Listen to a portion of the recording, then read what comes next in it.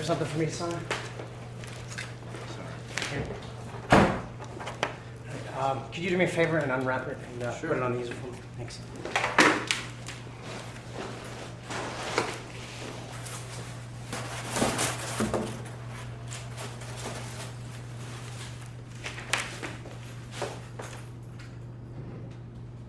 Is it on the easel?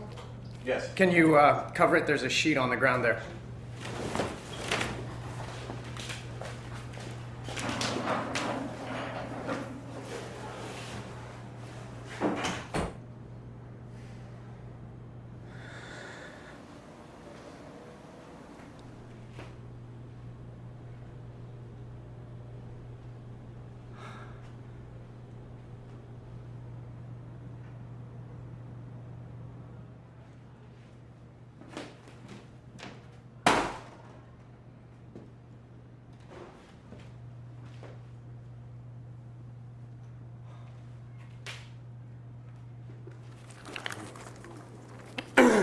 Hello, my name is Timothy Allen Russell. It is 2:18 in the afternoon on August 30th.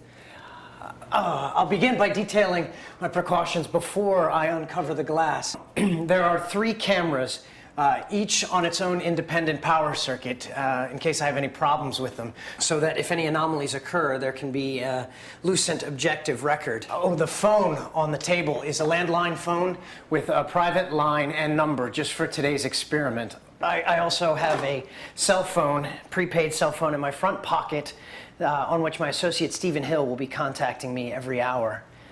This alarm is set to go off in 45 minutes. That's to remind me to change the tapes in the cameras. The second alarm is set for a half hour from now, and that's to remind me to eat this. I had a full lunch, but remembering Horace Rotterdam's problems, this is definitely the wrong way to do this.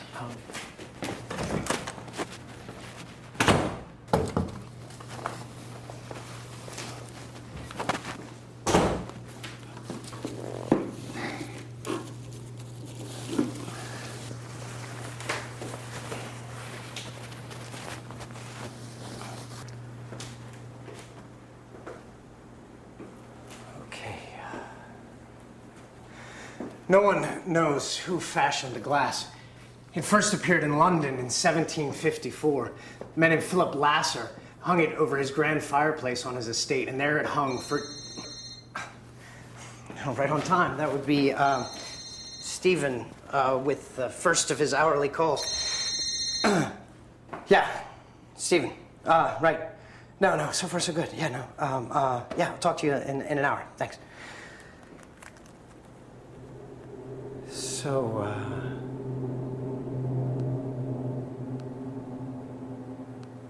Lasser. Philip Lasser and his wife, Virginia. They hung the mirror over their grand fireplace. Now, not much about them is known, except that they were major stockholders in the Dutch East Indies Trading Company. Virginia was found in that very fireplace, burned beyond recognition. Philip was never found at all. Some even claim to have seen Philip in the glass years after his estate was dismantled and scattered throughout London. The glass, thereafter known as the Lasser glass, is sold in public auction in 1758. Now, not too much is known about the glass after that. It doesn't resurface until the 19th century, but I found a painting commissioned by King George II of Buckingham Palace, and in that painting is a mirror that appears to be the Lasser glass, but there are no records to substantiate that. The next known owner is an American railroad tycoon by the name of Robert Clancy. Robert Clancy is rumored to weigh over 300 pounds. Now, he hung the mirror in his ballroom in Atlanta. Later that year, Robert Clancy is photographed by a small local newspaper, and in that picture, he appears to weigh no more than 100 pounds. Unfortunately, Robert Clancy, his estate, and the glass are supposedly destroyed in Sherman's march to the ocean in 1865. Robert Clancy's body It's never identified. Given the fact that the guy lost over 200 pounds within a year, I'm not surprised. But the glass disappears.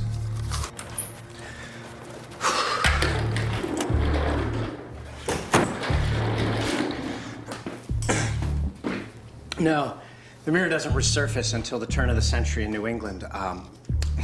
The next owner, a wealthy widow by the name of Mary Elizabeth O'Connor, acquires the mirror through a relative's will, her brother, who died of a stroke at the age of 38. The mirror hangs in her lavish bathroom for only 2 weeks. And the case probably wouldn't have been as well documented except for the strange circumstances surrounding her death. Miss O'Connor reported that her aunt spent hours and hours in the bath, and after she took a small trip to Manhattan, she returned home to find her aunt dead in the bathtub.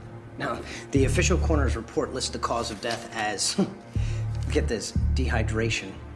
A woman died of thirst while soaking in a full bathtub for over 3 days.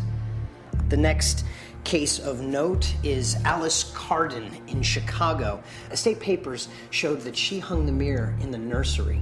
This would have been 1943. She and the 2 children moved to their summer home in Lake Geneva, Wisconsin. About a year later, neighbors reported hearing screams and loud bangs. Local police are dispatched. The 2 children, aged 5 and 7, are found drowned in a locked cistern. Alice is found outside near death in the chicken coop. Now, both of her legs are completely shattered, multiple fractures. Her left arm is broken in 4 places, and 6 of her ribs are crushed. In her right hand is a large hammer, supposedly the weapon she's been using to break her own bones. When police find her, she's attempting to crack open her own skull. Her right arm, though, is completely unharmed, because she needed it to wield the hammer. Alice never recovers from her injuries. The family kept several dogs at the farm, including an Australian shepherd for the children. Back to the hammer wounds. How long do you think it would take to pull off something like that? You start with the feet, the ankles, and the shins. You move your way up to your knees. Knees would have been really difficult. I mean, judging from her wounds, she dealt herself over 300 blows. Neighbors reported hearing screams for 2 days before the police arrived. I guess she must have passed out in the interim.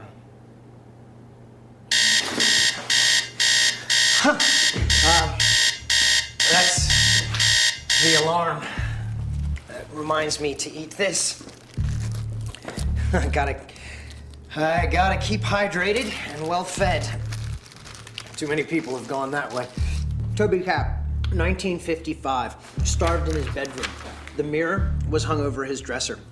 1956, his daughter, son-in-law, and grandchild die of asphyxiation. They had a pet Dalmatian, and it was blamed on a gas leak. 1965, California. The mirror hangs in the lobby of the World Trust Bank in San Diego. A teller locks her manager in the bank vault and then chews through a live power line. 1975, Teresa Pandalecki dies in her bedroom of hemorrhaging due to a miscarriage.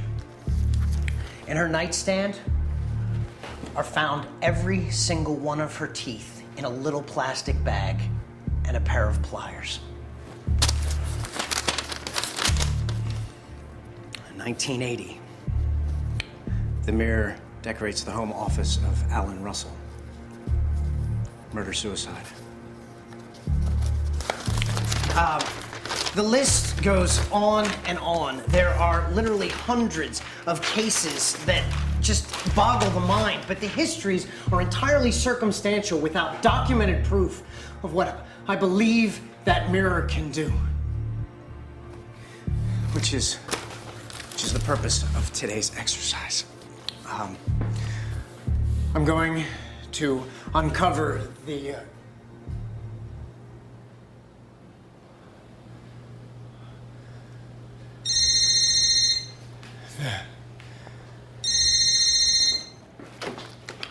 Hello? What?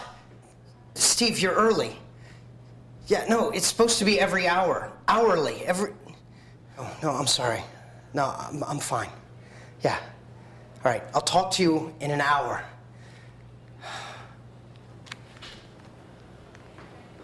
Either Steve's early or my clocks are wrong.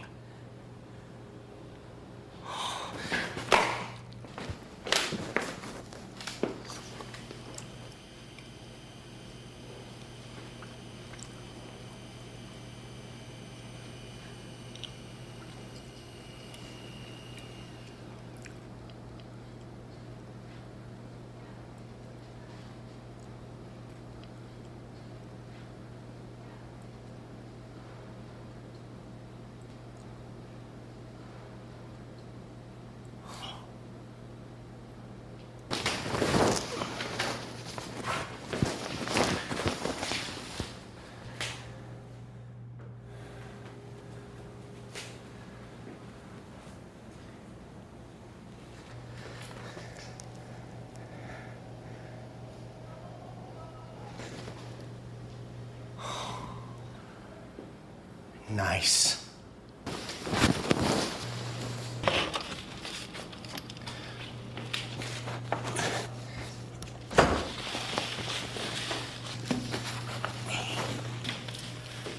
No change.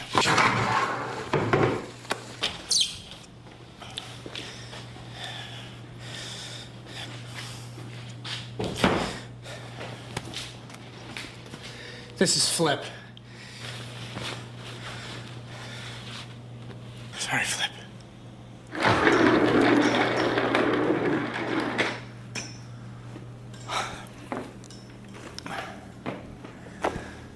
When I was growing up, we had a dog named Mason. Loved that dog. Used to spend a lot of time sleeping in my dad's office. And my dad got that mirror. When I was 12, my father told me that Mason had run away. My father called me into the office. That mirror was hanging between his bookshelves. Dad was standing by the window. He called me over. He lit a cigarette and said he wanted to ask me a question. His question was whether or not I could hear any crickets. I listened and I couldn't. I couldn't hear anything. No birds, no dogs, no nothing. Mason. The O'Connor cats, the Siamese, Toby Cap's Dalmatian, the Hedgedus cats. None of them were ever accounted for.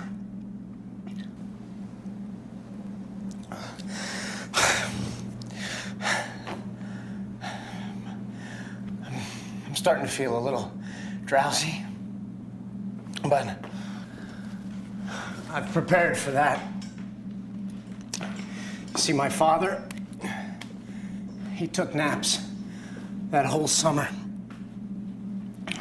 He would sit at his desk, fall asleep for hours.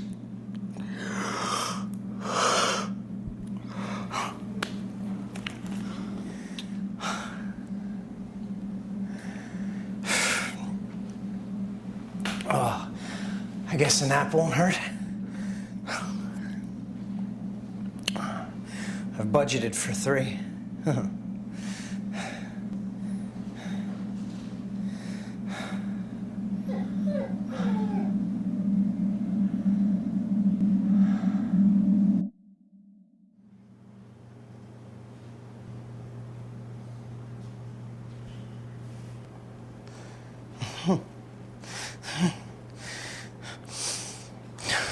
Flip?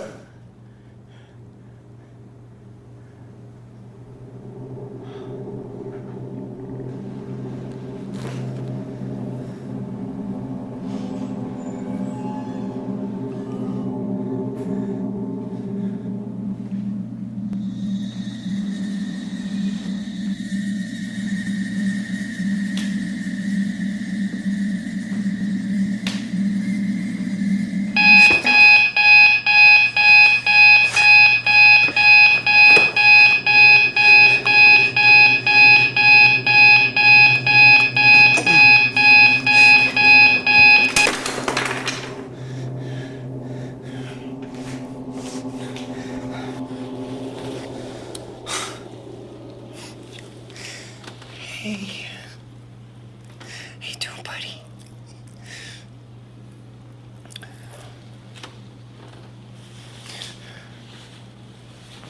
Fine. You want to play nice? Fine.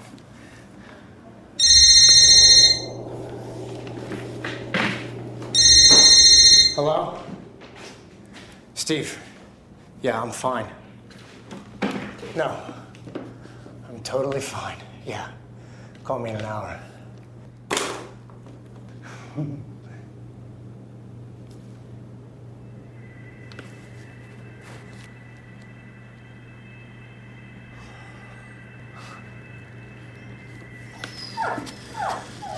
Shut up, Flip!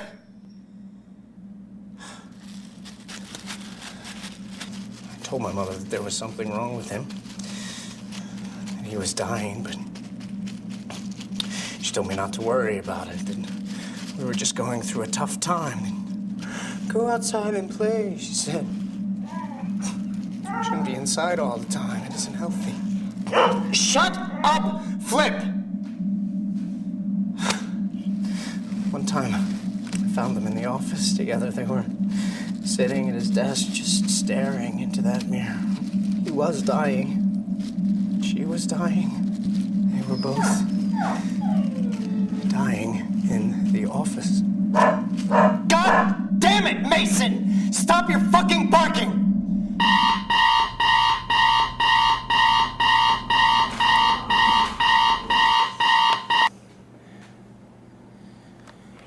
Tape change.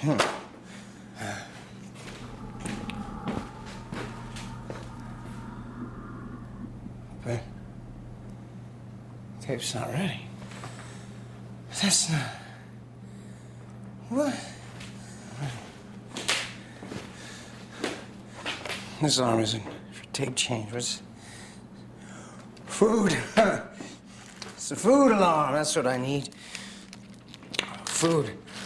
Sustenance. Fuel from a fire.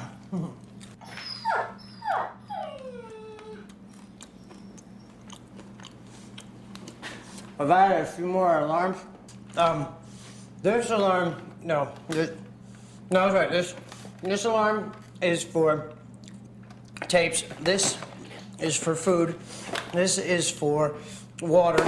This is for sleep. And this one is for, beer o'clock.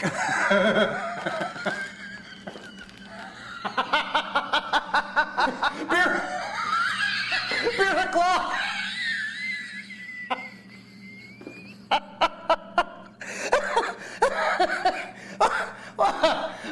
I still have my sense of humor.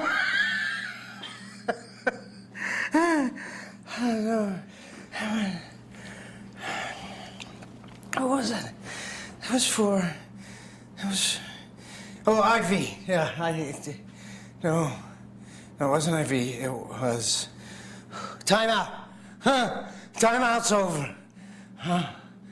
It's time to remove the cover. You ready?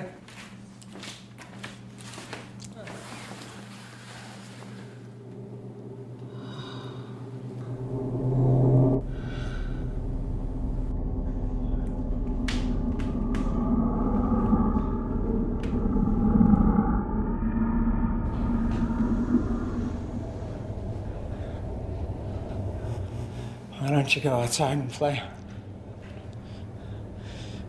shouldn't be inside all the time. It isn't healthy.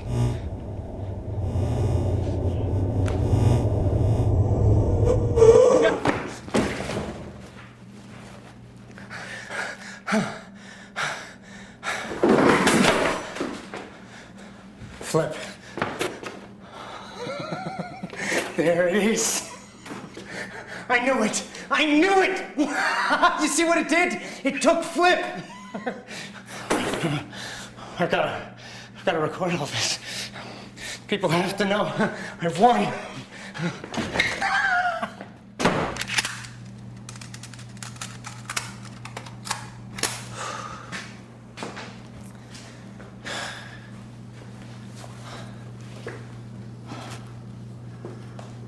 It's done that to a bunch of them.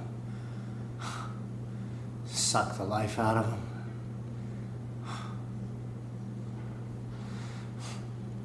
Then you've never been up against someone who's had your number before, have you? You want me. You want to siphon me, to make me great. I need to get closer. I need to just.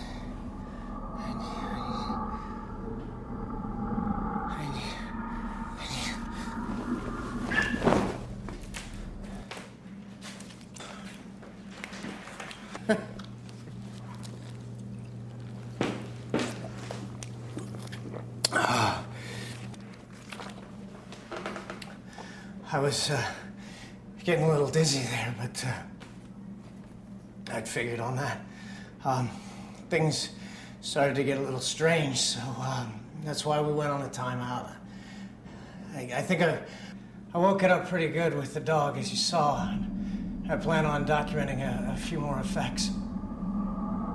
I hope you'll agree with my findings that he didn't kill her. He loved her. He was sick. And the thing behind me, it ate him up. But now they'll all see. What does some pup know, right? Huh? What does some kid know about what the thing in his dad's office did to his parents? Unless he gets the fucker on tape.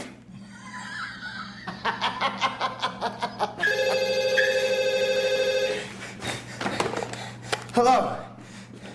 Steve? No, you're calling earlier and earlier. No, it's... Oh, I gotta go. It's beer o'clock.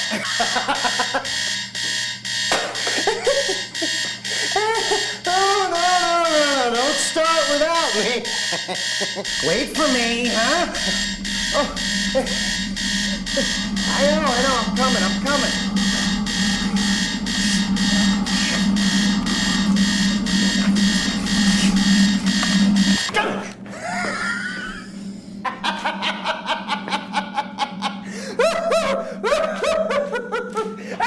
Victory! Red V on the wall.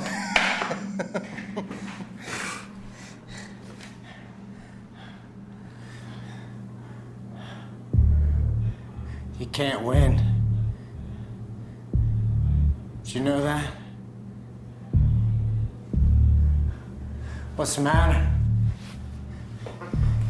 Can't take a little competition, huh? It's all right. I can wait. I can wait.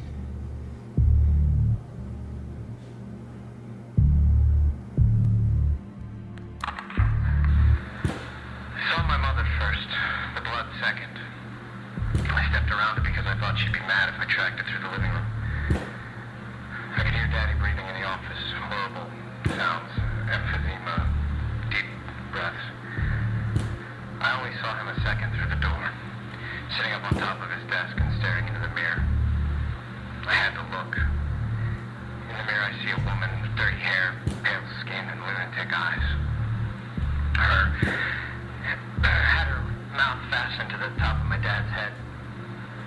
She saw me too. Her mouth came off Daddy's head with a pop. She stood up and he fell over. She didn't have teeth. Her thighs were covered in blood. I didn't think much of it. I wrote it off as trauma. It wasn't until I started researching the Lasser that I knew I had her. Her name was Teresa Pandalecki. Died of hemorrhaging due to a miscarriage. In the drawer of her nightstand, they found each one of her teeth in a plastic bag and a pair of pliers. Pair of pliers. Pair of pliers. Pair of pliers. Go outside and play now. Play now. Why don't you go outside and play now? Go outside and play now. Go outside and play now. Go outside now. Go outside now. Go now. Go now. Go now. Quiet, Mason.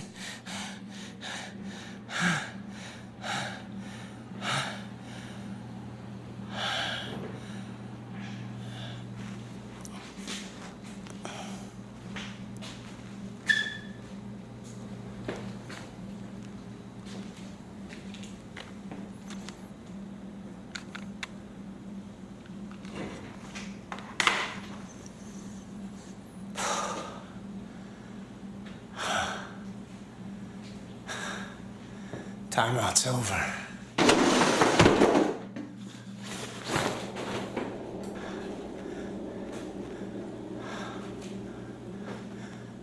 Timeout's over. Are you shy? I got backups on backups, and you're on candid camera, so let's dance, huh? Let's see what wonders. You're afraid of me, huh? You're afraid of me, because I've got your number. And you should be, huh? How many has it been? Huh? Hundreds? Thousands? It's a problem with you, isn't it, you fucking bitch? It's never enough! It's never enough!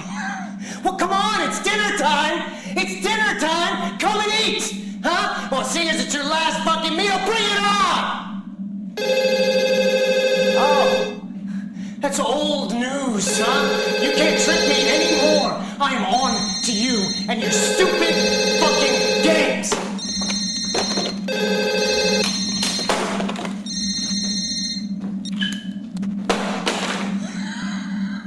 Huh?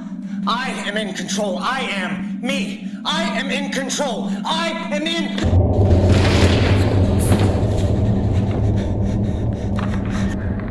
I've met my demons and they are many. I've seen the devil and he is me. I've met my demons and they are many. I've seen the devil and he is me. I've met my demons and they are many. I've seen the devil and he is me. I've met my demons and they are many. I've seen the devil and he is me. I've met my demons and they are many. I've seen the devil and he is me. I've met my demons and they are many. I've seen the devil and he is me. I've met my demons and they are many. I've seen the devil and he is me. I've met my demons and they are many. I've met my demons and they are many.